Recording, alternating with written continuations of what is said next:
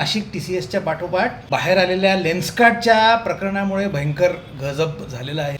दोन्ही प्रकरणात मला प्रकर्षाने जाणवलेली गोष्ट ही की हिंदूंच्या स्त्रिया हे या नराधमांचे लक्ष्य आहे. हिंदू शेठजींना स्त्रियांवरती बंधनं घालायची आहेत आणि शांतीदूतांना त्यांना जाळ्यात अडकवून त्यांचे शोषण करायचे आहे.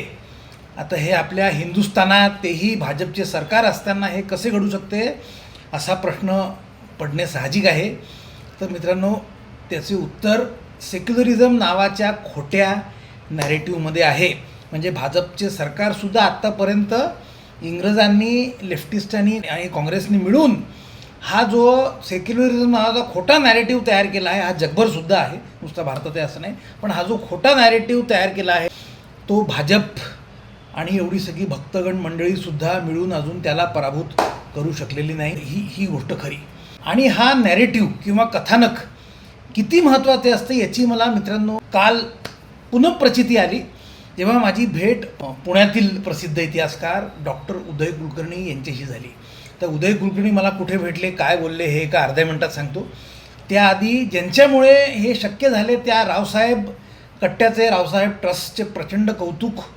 काल 18 एप्रिल रोजी टिळक रोडवरील गणेश सभागृहात सारंग मांडके आणि सारंग भोईरकर या कमालीच्या जोडगडीचा गोष्ट इथे संपत नाही हा अफजल खान वधावरती आधारित कार्यक्रम बघण्याचा, अनुभवण्याचा योग आला.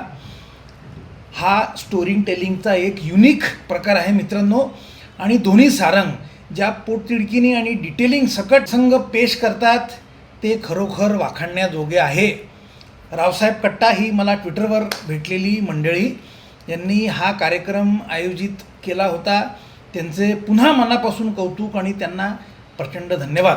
तर हा कार्यक्रम संपल्याबरोबर मी उदय कुलकर्णींना धरले आणि माझ्या मनात बऱ्याच वर्षापासून डाचत असलेला प्रश्न विचारला. तो हा की प्रतापगडावर अफजल खानाची जी मजार आहे ती महाराजांनी उभारली, ही गोष्ट कितपत खरी. मी जे उत्तर दिले ते ऐकून तुम्हाला काँग्रेसच्या कुटिलतेचा मित्रांनो अंदाज येईल.